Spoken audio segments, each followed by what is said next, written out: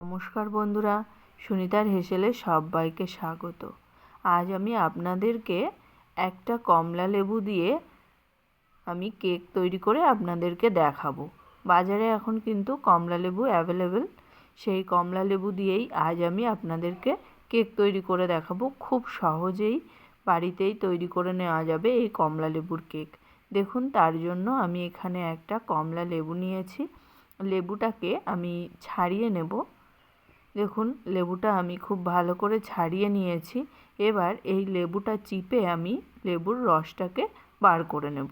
একটা লেবু দিয়েই যতটুকু রস হবে আমি সেটা দিয়েই আজ আমি আপনাদেরকে কেক তৈরি করে দেখাবো। দেখুন, লেবুটা খুব ভালো করে আমি চিপে নিয়েছি। এবার এই লেবুর রসটাকে আমি একটা ছাঁকনির সাহায্যে খুব ভালো করে একটু ছেঁকে নেব।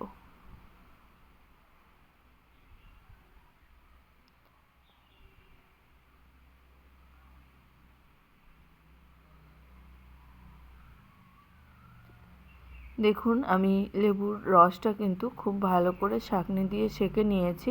নিয়ে আমি একটা বাটির মাপ নিয়ে নিয়েছি। এরকমই একটা যে কোনো একটা জিনিসের মাপ নিয়ে নিতে হবে। আমি এখানে এই ছোট একটা বাটির মাপ নিয়েছি। বাটির হাফ বাটি একটু রস হয়েছে। এবার ওই রসটা আমি একটা বড় পাত্রে নিয়ে নিয়েছি। আর নিয়েছি হাফ বাটি পরিমাণে টক দই। আর দিয়ে দেবো এখানে 1 বাটি পরিমাণে গুঁড়ো চিনি। এবার এই সমস্ত কিছু আমি খুব ভালো করে একটু ফেটিয়ে নেব। দইটা একবারে ফেটাতে একটা মসৃণ আমি ব্যাটার তৈরি করে নেব। দেখুন, খুব ভালো করে আমি এখানে দই, চিনি আর লেবুর রসের সঙ্গে খুব ভালো করে কিন্তু ফেটিয়ে নিয়েছি। এদিকে এবার আমি দিয়ে দেব সেই একই বাটির 1 বাটি পরিমাণে ময়দা। আর দিয়ে দেব হাফ চামচ বেকিং পাউডার। এবার আমি সমস্ত কিছু আবারও খুব ভালো করে একটু মিশিয়ে নেব। মিশিয়ে আমি একটা মসৃণ ব্যাটার তৈরি করে নেব। এখানে কিন্তু ময়দাটা আমি আগে থেকেই চেলে নিয়েছিলাম, সেটা আর আপনাদেরকে দেখানো হয়নি। অবশ্যই ময়দাটা চেলেই ব্যবহার করতে হবে। দেখুন, ব্যাটারটা কিন্তু খুব সুন্দর করেই রেডি করা হয়ে গেছে। এবার এর মধ্যে আমি দিয়ে দিয়েছি 2 চামচের পরিমাণে সাদা তেল দিয়ে ব্যাটারটাকে আমি আবারও খুব ভালো করে একটু মিশিয়ে নিয়েছি। একবারে মসৃণ একটা ব্যাটার আমি তৈরি করে নিয়েছি। এবার আমি একটা বড় সাইজের একটা বাটি নিয়েছি কেকটা তৈরি করার জন্য।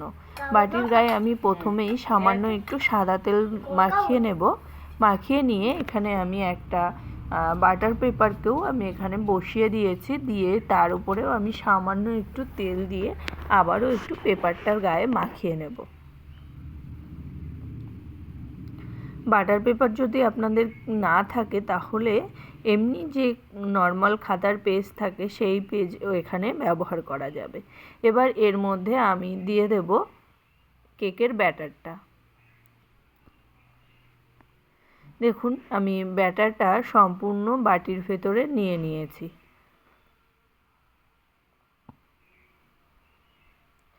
বাটিটাকে একটু ঝাঁকিয়ে নেব, যদি ব্যাটারের ভিতরে কোনো রকম হাওয়া থেকে থাকে সেটা বেরিয়ে যাবে।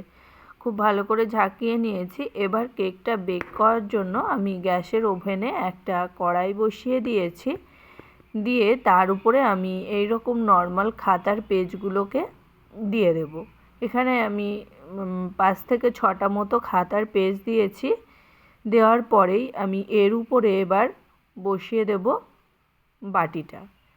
এবার এটাকে আমি ঢাকা দিয়ে রান্না করে নেব 30 থেকে 40 মিনিট পর্যন্ত। এইভাবে খাতার পেজ দিয়ে একবার কেকটা বেক করে দেখবেন, অসম্ভব সুন্দর একটা কালার আসে, খুব ভালো হয় কালারটা। দেখুন, ফিরে এলাম 40 মিনিট পর।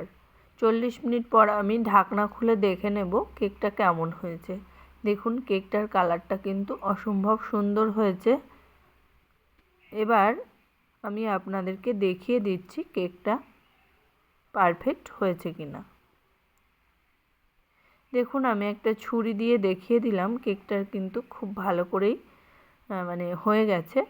ছুরির গায়ে কিন্তু কোনো রকম ব্যাটার লেগে নেই।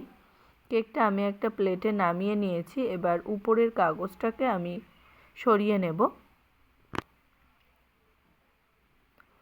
দেখুন বন্ধুরা, কেকটা কিন্তু কতটা সফট আর স্পঞ্জি হয়েছে দেখেই বোঝা যাচ্ছে।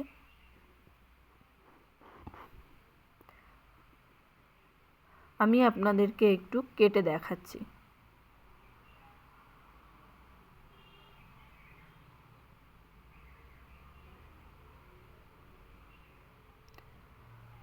এইভাবে একটা কমলা লেবু দিয়ে কিন্তু দারুণ সুন্দর কেক বাড়িতেই তৈরি করে নেওয়া যায় খুব সহজেই আর খুব কম উপকরণে। এটা কিন্তু বিকালে চায়ের সঙ্গে খেতে খুব ভালো লাগে। এরকম চায়ের সঙ্গে এরকম কেক যদি থাকে তাহলে কিন্তু আর কিছুই লাগে না। তাহলে বন্ধুরা, আমার এই কমলা লেবুর কেকের রেসিপিটি কেমন লাগলো অবশ্যই কিন্তু কমেন্ট করে জানাবেন। যদি ভালো লেগে থাকে তাহলে একটা লাইক করবেন আর সাবস্ক্রাইব করে পাশে থাকার অনুরোধ রইল। তাহলে বন্ধুরা, আজকের মতো এই পর্যন্তই। আবার দেখা হবে নতুন কোনো রেসিপি নিয়ে। ভালো থাকবেন, সুস্থ থাকবেন। ধন্যবাদ।